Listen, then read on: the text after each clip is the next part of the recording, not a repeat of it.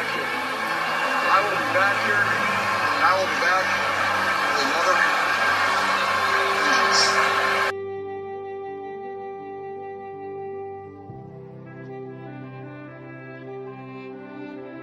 Yeah, we'll lick our wounds. We'll get over this. We'll be fired up for next year. Garoppolo has time, stands in, going deep, going for it all, and it's caught for the touchdown! On fourth down, Deebo Samuel for 6. Garoppolo's got all day. He's going to launch it deep down the field, going for it all, and getting it! Emmanuel Sanders, not touched, still on his feet, inside the 10, and he scores! 75-yard bomb from Jimmy Garoppolo to Emmanuel Sanders. Wilson, pressure off the edge, releases it, and it is intercepted by Greenlaw. Trey Greenlaw now on the return. As he's still on his feet with blockers in front. Trey Greenlaw down the sideline. Can you believe this? Looks like football, baby. Pass is caught. Kittle breaks one tackle. Another. Wow, what a touchdown for George Kittle. Goff throws and it's intercepted. It's picked off by Warner. Fred Warner for the touchdown. Jeff Wilson has come in at running back. Garoppolo's throw is caught by Jeff Wilson. He's going to score a touchdown for the 49ers. And the pass is going to be picked off by Bosa. Nick Bosa.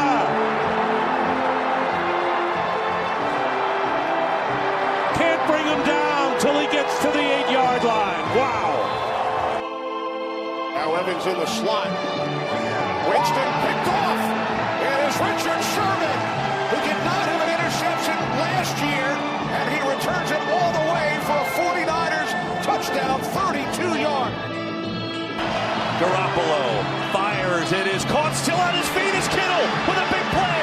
And the stiff arm. George Kittle. Flags fly. He's down to the 30. What a run by George Kittle. Taking on everybody. I'm a pumpy cut forever. Feels great, baby. Fuck it if we do. What's up, motherfuckers? Gold-Blooded Podcast here. Also known as the Brock Purdy Blowjob Show. Purdy. We're crowning him. Is that Levi's? Purdy. There is no coincidence that his name has 5 letters, ends in a Y, R, consonants, the whole deal, 1 vowel. The torch has been passed this past week, and you could book it now. 5 of the next 7 Super Bowls are going to be in Santa Clara. My question is this. You could ask me anything. When Brock Purdy wins the Super Bowl, Yep. and Brock Purdy is Super Bowl MVP, is he going to call you and thank you For what? for the luck of him being drafted on the season of fate? The Season of Destiny. Season of Destiny. I knew that was not the word. I couldn't think of the right word. SOD, yeah, no. Do you think he knows that, like, you're the reason? The Season of Destiny is the reason. Like, if this was any other year, he would not have played that good because it wouldn't have been the Season of Destiny. Ask Nick Mullins. Ask CJ Beathard. Ask Jimmy Garoppolo. Every step, every stone cast from fucking preseason game 1 until today has been just all building the foundation for what is going to culminate in the final piece for the quest for 6. Now listen to me. Stand by. I got to do this. Now, would you not say I've handled things completely differently this season? I was going to say, I was going to point out that, do you think the Season of Destiny has anything to do with your positivity? I don't want to say my positivity because there's still things I'm negative about. Not nearly like it's ever been. No. But I mean, not even close. But No threats of suicide, not even once yet? Not even once. I mean, over other things, but not the 49ers. Correct. But, like, no, we haven't yelled at each other even. No. Like, it's... one tense moment so far. Yeah. Without even... Yeah, it didn't even make any sense, and I was wrong. And here's how I'm going to say it to you. With that said, we've been pretty clear about where this team is going, what the goals are, where we stand. I'm telling you right now, since I've done everything differently up to this point, I will be at the NFC Championship game in Philadelphia. And I don't give a fuck. Okay. Put me in jail. Whatever comes of that is going to come of it. But I'm debating. There is no debate I'm going. It's whether I go solo, like buy one ticket, and just whatever happens, happens. If I go to jail, we go to jail. If I don't, whatever. Or if we... Are you committed to that or no? No. I'm not uncommitted, but I'm not committed. Okay. It's too early to... I don't like... I have a problem with predicting who teams are playing. Right, I hear So you. I have a very... But, I mean, at this point, it seems like they're not going to be unseeded from the number one seed. Correct, but... They'd have to lose if they lose in one out of the next 4. If they lose in the first round of the playoffs, you might be flying to Santa Clara, my boy. No. I'm just saying, if it goes through Philadelphia, something I said I would never do is go to a football game in Philadelphia. Okay. A 49er game in Philadelphia. Because the way this is going, I hear you. This could end up being at the Big Bell Bottom. Yeah, I mean, I guess this is going to have to what happened, but we're going to get to all that. All right. Exciting news, friends. You're listening to the Gold Blooded Podcast. This is probably the only 49ers podcast that matters. We can call it the flagship. Yeah, it's the only one that matters. It's the flagship podcast of the San Francisco 49ers. Beyond me self-crowned. That the NFL hasn't reached out, at least with a lawsuit. I'm shocked. I'm genuinely shocked. But whatever. We've been the most accurate as in terms of reporting on the 49ers, and we're 3,000 miles away. And that's just based on common sense and logic. I mean, like this week, look at me. My fucking score prediction, 29-9. I was there. I was right fucking there, doggy. Jed York should hire us to be in the press conferences as like, you know, what inside jobbers. Just so we can shut down the other assholes. Like we could like jump in front, like we're going to give them softball questions, right? Like we're going to give them fucking total softballs. And at least if they're doing like 6 questions and both of us sneak in a softball, there's only 4 that could be asshole questions. And like it just takes and then if one of them is a real dick, we can give them like the eyes or like, you know, give them a subtle threat. Not even like I'd be willing to just like throw my press pass away for a year to like get in a fist fight right there. Yeah. Then Grant Cohn and I aren't allowed in the building for a year. Yeah, like or better yet, we could like instigate Grant Cohn into doing something to get himself banned. I could definitely like we could pull that off. If I could get in a room with Grant Cohn, I could definitely push him to do something illegal. Yeah, we could definitely get him to do without something doing it myself. Right. I'm confident in that. Yeah, for sure. I could chess game that motherfucker. Mm-hmm. All right, regardless. Speaking of Grant Cohn, his boy's working his way back.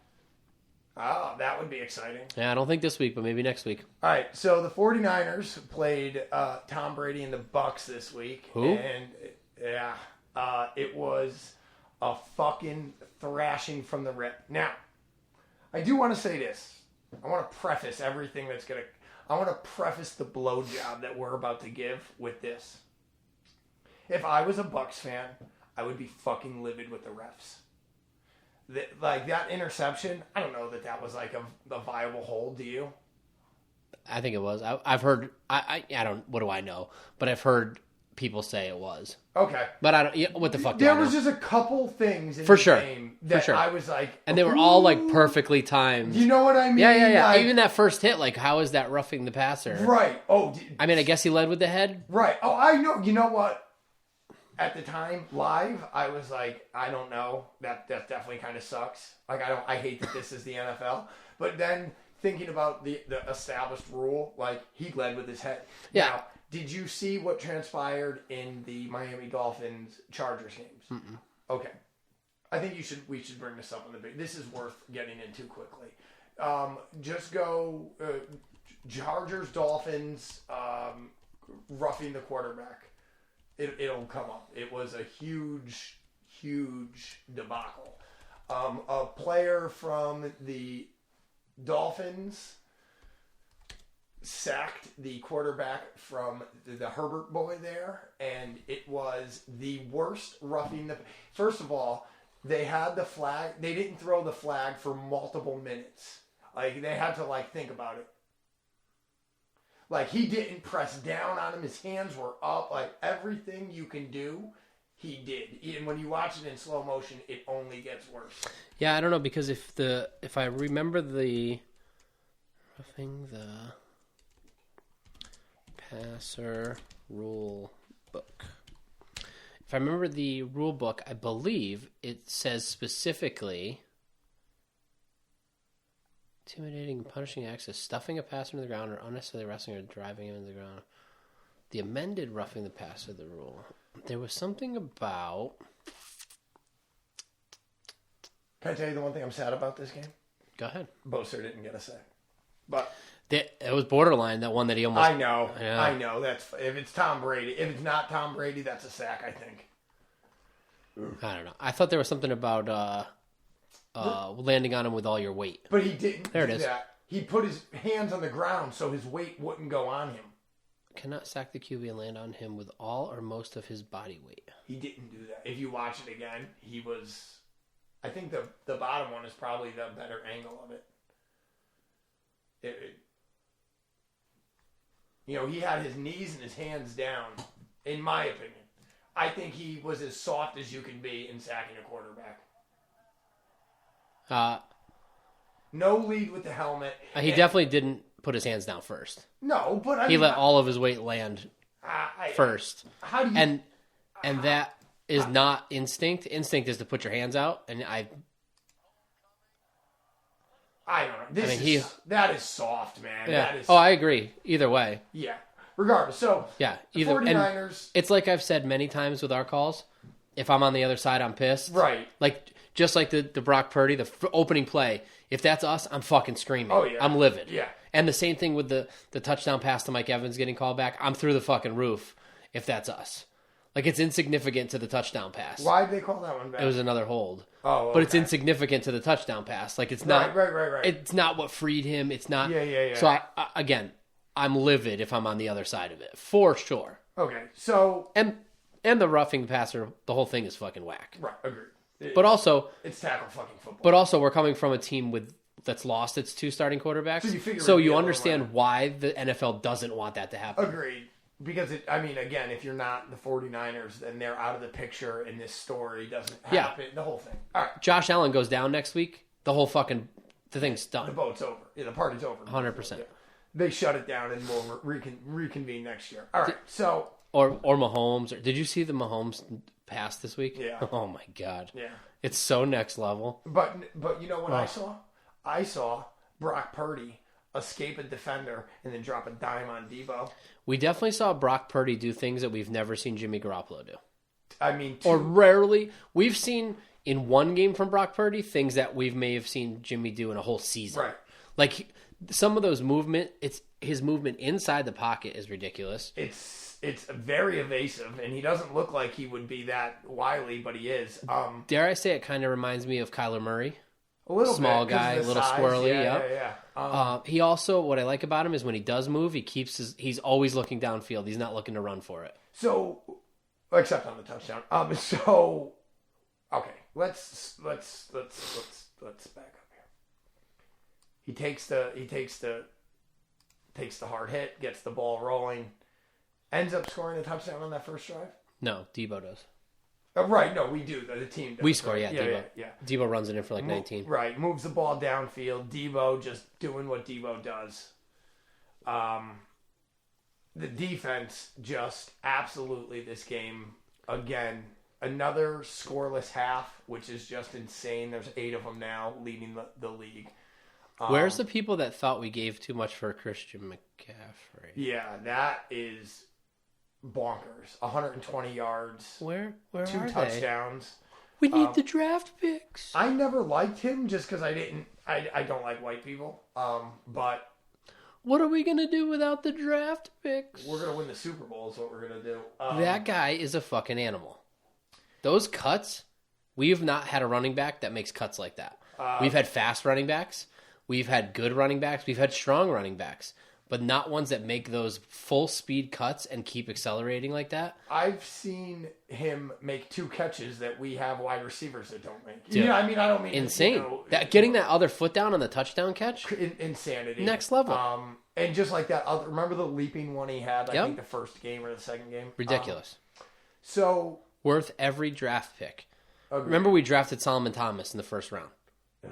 Would you rather Solomon Thomas or this motherfucker? Solomon Thomas. Like, that's what happens. Like, you I'm don't not know. gonna say it 'cause You don't he's know a until it nice happens. guy, but Reuben that know Foster. me These guys were exactly like what I'm thinking. high talent guys that were drafted high and just don't pan out. It doesn't always work. Well, we know this is working.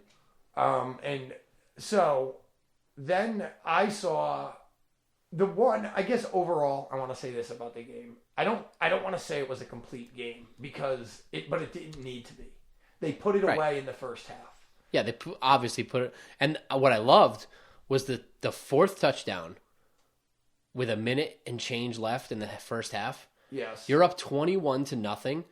There is no reason to be aggressive except that you know that you're playing Tom Brady and you've been up 28-3 and lost to Tom Brady. And Shanahan said, nope. And he did the right thing. He ran the clock first to make sure they weren't going to get the ball again, because that's a bigger deal. Don't give Tom Brady any time, because if he gets a touchdown going into half, the whole game's different. 21-7 at halftime, and they scored last, and they get the ball. Not a good place to be. But 28-0, and we scored last. That's pretty. So, and even on that play, it's 3rd and long. I believe it's 3rd and 10 when he throws that touchdown pass to Ayuk. Right. Like, we could have been didn't hit him in stride. But we could have just got 10, kicked the field goal, but he went for the fucking throat. Can I give you a Niner stat that I heard today that made my dick a little hard? The 49ers defense has 14 turnovers. Do you know how many throwing touchdowns they've allowed? Not a lot. 11. So they have more turnovers. It might even be more interceptions. I can't remember that aspect of the. They've had a good run on turnovers the last couple weeks. Yeah, they've had a wild run. So they intercepted Tom Brady twice, and then who was on the fumble? Who forced it? Yeah, I believe Jimmy Ward. Right. Just a phenomenal first half. Do you know that Greenlaw called his shot on that interception? I did know that. I saw before. I saw it earlier in the week when he said it. I heard it live. Well, yeah, not live. Yeah, I heard it when he had the interview. And I was like, that's a bold thing to say going into Tom Brady week. So guess it wasn't that bold. I guess for those of you who only listen to this podcast for news, which would be weird, Debo went down, as we know. I think we were all upset, but again, as this season's been, the beat goes on. But anytime you see a man get carted off, you fear the worst, as the week prior when Jimmy was now out 8 weeks. But as of yesterday and today, news coming out of Santa Clara that this motherfucker could be back in 3 to 4 weeks. You hearing the same shit? Mm-hmm. So, it's bad, but quite frankly, arrested Debo going into the playoffs might be the best case scenario. Would you not agree? Yeah, I don't know if he's got to ramp back up. I mean, right, who knows? I hear you. I don't. As long as he's back, that's all. Agreed. Because you know he's going to give it everything he's got. Agreed. We saw that last year. He couldn't even get up off the ground half the time. What would be so big would be clinching the division this week, because then just a cunt hair of pressure is off. You know, then Debo maybe doesn't have to get back for week 18. You know, he could start. He could, whatever. I mean, if they don't clinch it this week, they can clinch it next. Right, I know. Okay, so Christian McCaffrey, first of all, on the ground, averaging 8.5 yards a carry, just a fucking monster this game. Has a 38-yard monster run, runs a touchdown in, also receives a fucking 27-yard catch. Phenomenal throw, by the way, from fucking BCB. I think the 38 was a touchdown. I think that was the touchdown run, the long. Oh, was it? Yeah, I think so. Okay, good. Oh, that makes sense. Yeah, 2 catches, 34 yards, just a fucking... Another touchdown? Yeah, had 2 touchdowns. He was only targeted 3 times, by the way. Yeah, I mean, hey. the way the game started, you thought Kittle was going to go for 200. You know what I mean? But hey, also I got to make note of this. How about Danny Gray getting his first NFL catch from Josh Johnson of all people? What else do you have to say about this? I know a lot was made about Dre Greenlaw and Lenore or whoever had the other interception going to get the ball signed by Brady. Did you see all that? I saw Greenlaw did. I didn't see the other one. Yeah, they went together, I guess. Apparently. I didn't see that. Well, or maybe he brought the other ball. I don't know exactly what he did, but both balls were signed, is my understanding. Yeah,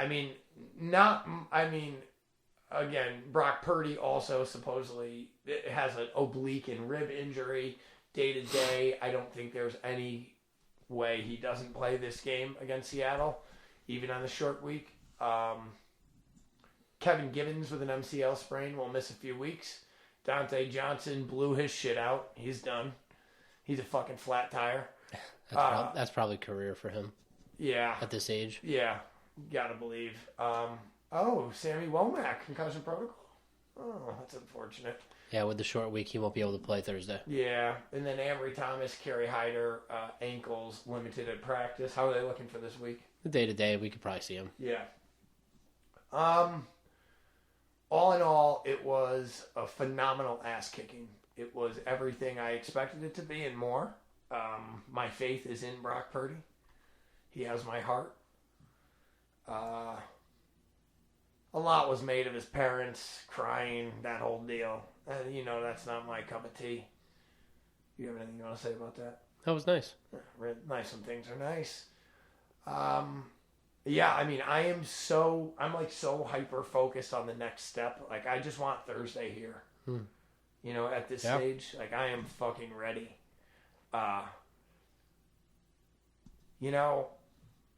You think I would love to get Pete Carroll's home number and give him a call, like, all night. Tomorrow night. Yeah, just keep him up all night. Yeah, I would do it. Cell phone. If let's go to his house and just, like, shine lights on his house and shit. You ever see the movie, Just, like, spotlight his fucking bedroom. You ever see the movie Fear with Mark Wahlberg? Yeah. Because that's, like, in Seattle. Yeah, just you know torment what I mean? Yeah. I'd call him Mr. Walker. If I was going to terrorize him, I'd call him Mr. Walker. And I'd rape his daughter. Allegedly. Jesus Christ. That was out of control. Inappropriate. Oh, my God. That was a great movie. I love that you were, like, disgusted that Brock Purdy's dad was so happy about his son having a good game, but you're going to rape someone's daughter. You virtually celebrated Kyler Murray's injury. Like, Jesus Christ. No. Well, let me tell you something about Kyler Murray. He's been a fucking nightmare, thorn in our side for 2 years, right? If they have anything, they have the ability to fuck our defense up with that cocksucker. Am I wrong? So what? What does that have to do with celebrating an ACL injury? Well, how did I celebrate it? You said, your direct quote was, go ahead. I don't know. I genuinely don't know what I said. Kyler, nighty-night. I think that can be construed as celebrating his injury. No. Pretty sure that's exactly what it is. It wasn't like, terrible about Kyler. It's not terrible. Because you know what? We're on our third fucking quarterback of the year. If they don't like it, next man. I was just going to say earlier, too, like, you think maybe if you carry this positivity that you've had for the team over into your personal life, these other slights in your life might go away? Like, every order that you order food being wrong, no. Everything going wrong seemingly in your life. You think if you were more positive, that would all turn around, too? Let me tell you something. I had a thought on the way up here. How about this? If the 49ers win the Super Bowl because of your positivity, because that's obviously why they're going to win the Super Bowl, is because of your positivity. Yeah. Then you've got to give it like a 4 to 6 month trial of pure positivity to see if it also turns your life around. Listen, first of all, I have been more positive in most aspects of my life. Okay. But there's certain things, such as old people in traffic, pollution, pollution. Pollution. This is from a guy that every week stands up here with a aluminum can, and throws it in the garbage can. every week.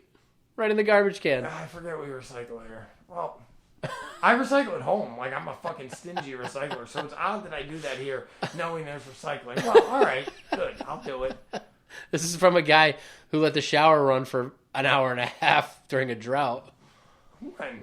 I don't know, a couple weeks ago. You didn't feel good. You let the shower run. You sat in there.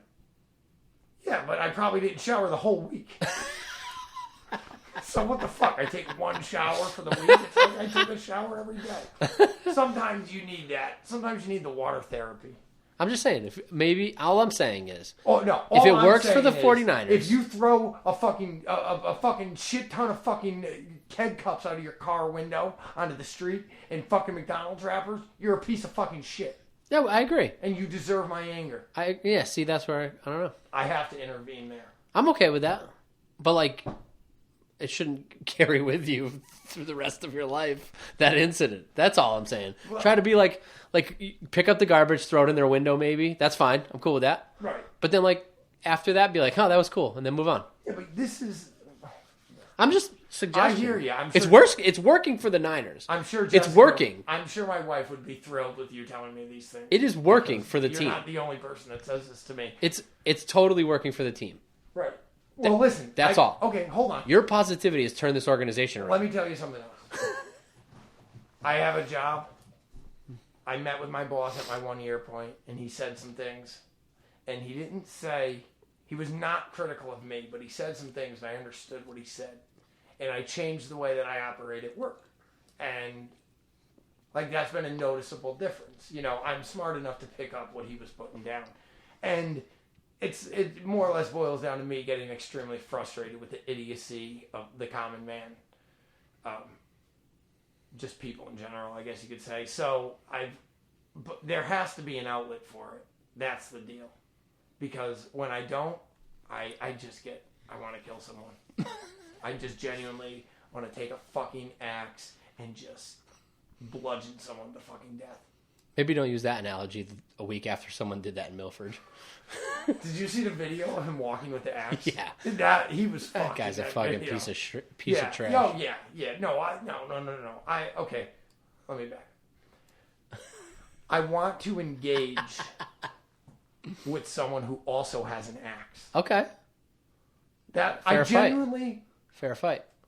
More than anything in my life, if I could change anything in the world, it would be like, hey, you're a fucking piece of shit.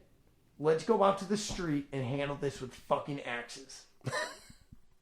End of story. What if all the pieces of shit won all those fights, though? Then everyone would have more pieces of shit around. I just know what I can do with an axe. Right, but there's a lot of good people that would lose to pieces of shit. I can't. That's on them. Survival of the fittest. I don't know what to tell you. You better get ready to axe a lot of people then. I am fucking ready. All right. Speaking, yes. I gotta sing. I don't know if I could sing today.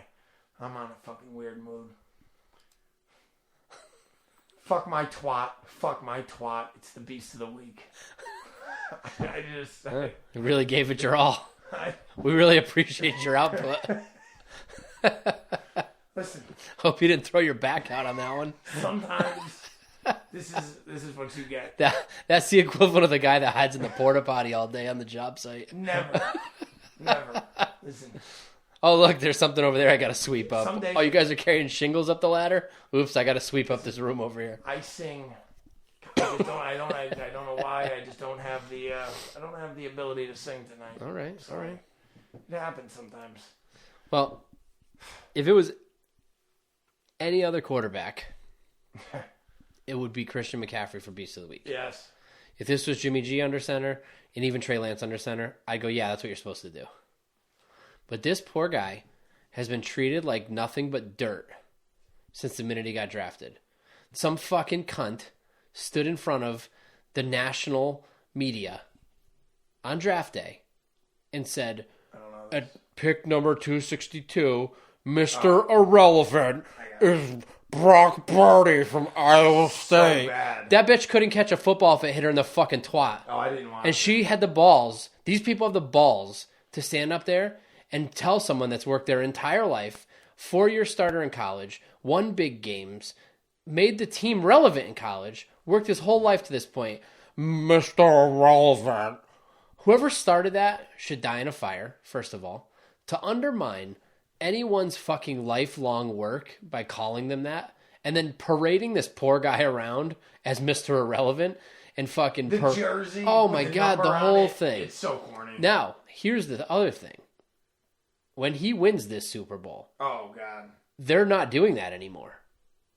Really? No, they will. They can't. They will. How can you call anyone Mr. Irrelevant when the most recent one has won the fucking Super Bowl? Someone said this, and I don't know, it could have been you last week, I don't know. But I heard this somewhere, that after he wins the Super Bowl this year, they're going to make like a thing out of it, and like he'll give the fucking jersey to the guy next year, and it'll be a whole fucking thing, and it'll be... Yeah, like, I guess if he wins the Super Bowl, maybe you want to be that guy. Right. But like, what I mean? The guy was drafted into the NFL as a quarterback by a team that already knew who their starting quarterback was at the time.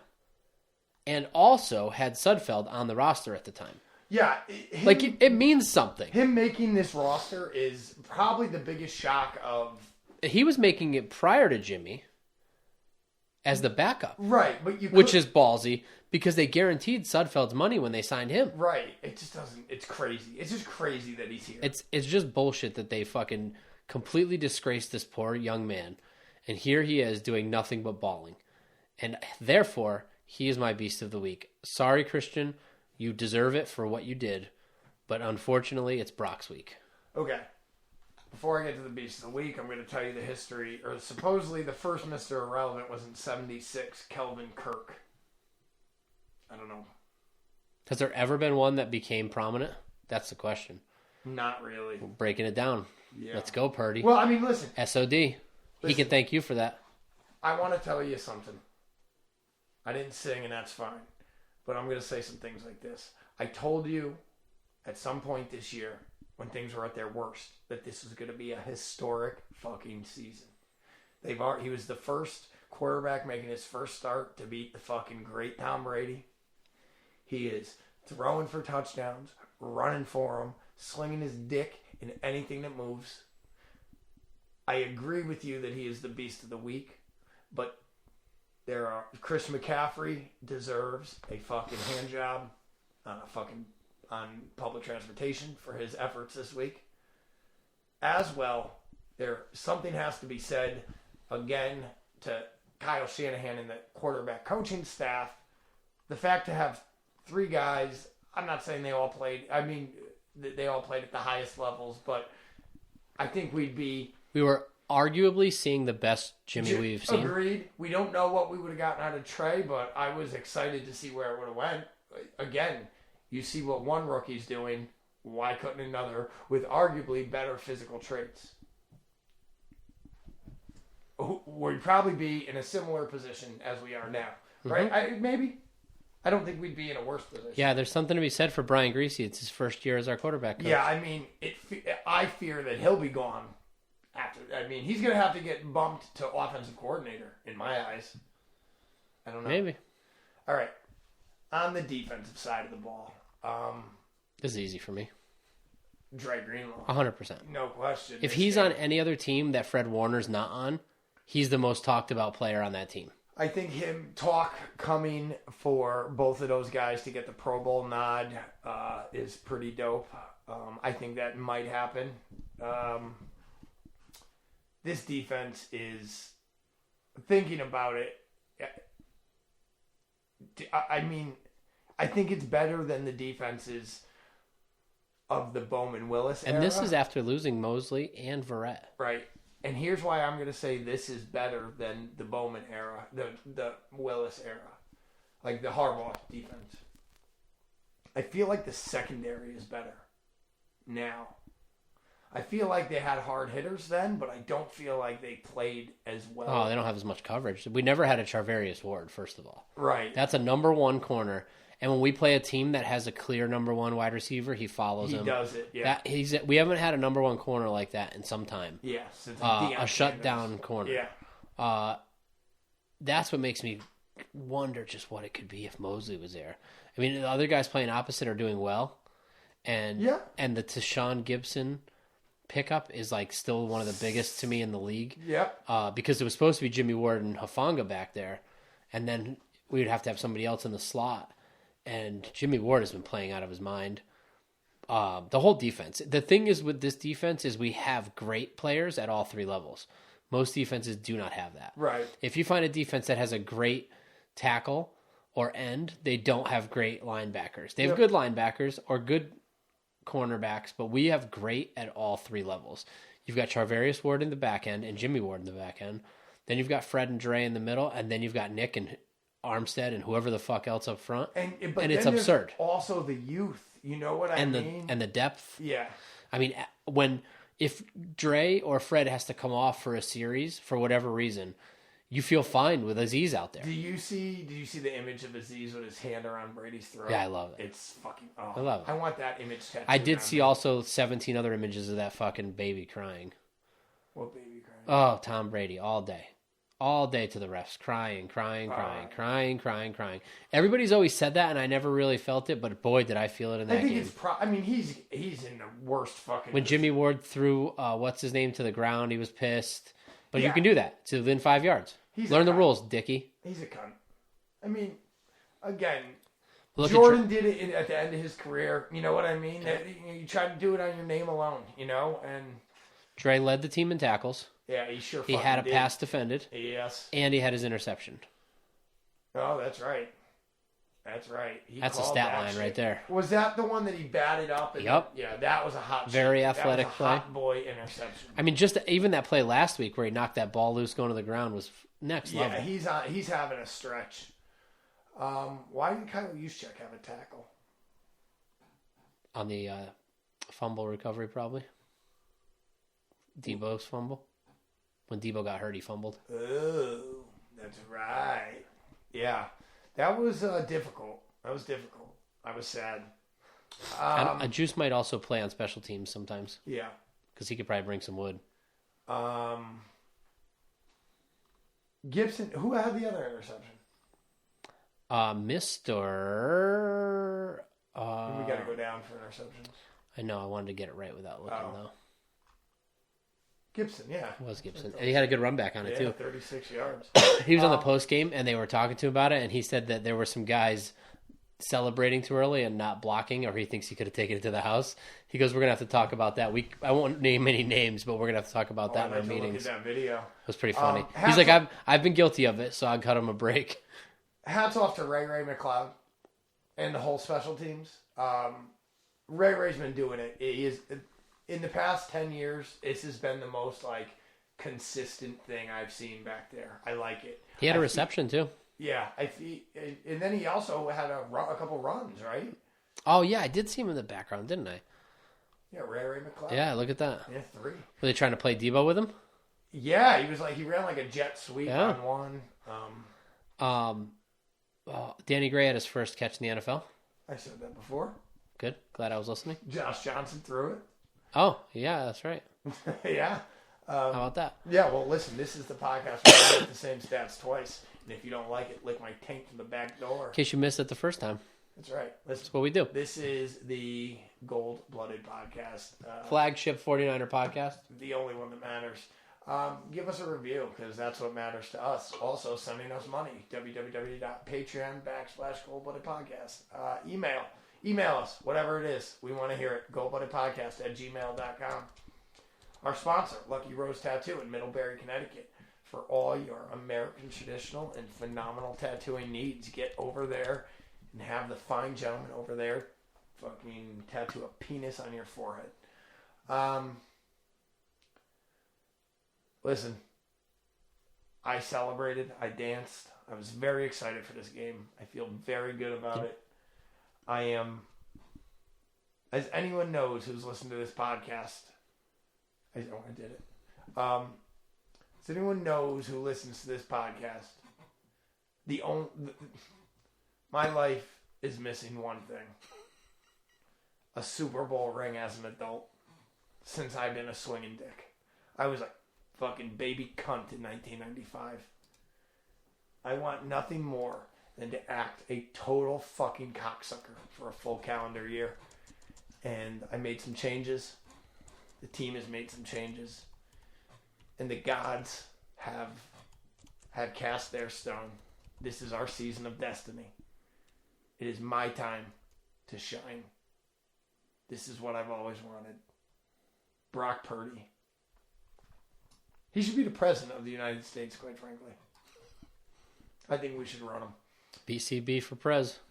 You have anything else to say here? No. BCB for POTUS. I'm with it. Let's go. Next episode, we're going to talk about this upcoming game. Fuck Pete Carroll. The next victim on Brock Purdy's kill list. See, the reason why it's just so perfect is, Jimmy won 4 or 5 games in a row, and then Brock came in and, he's got his streak. And it's just perfect because everybody gets a little piece of the cake. It's just... When I see, like, on YouTube or on outlets where they say, like, the team might even be better with him than Jimmy G. Jimmy G must be home just fucking, fuck you. Like, what more do I have to do for these fucking people? I fucking practiced on a different field for 3 months. I couldn't even practice with the team. They wouldn't even give me a playbook because they knew I was getting out of there. Then I took a lot less money to stay there. Then I came in, had a 5-game winning streak, made them relevant, got them in first place, and all you could talk about is how the team might be better off without me. Here's what makes me fucking laugh. Like, everybody's looking for, like, the headline, and people are like, are the 49ers better with Brock Purdy? Or, like, better off with Brock Purdy? And it's like, right now, it's like, better off? How would you even say that? What That's does that their even mean? only fucking option. Off. It's either fucking idiots. All right. I'm animated. I'm worked up. Excited. I'm worked up and I'm confused. I'm like a fucking caged dog right now. I don't like it. My hairs, I want to maul someone. All right. End this fucking shit show.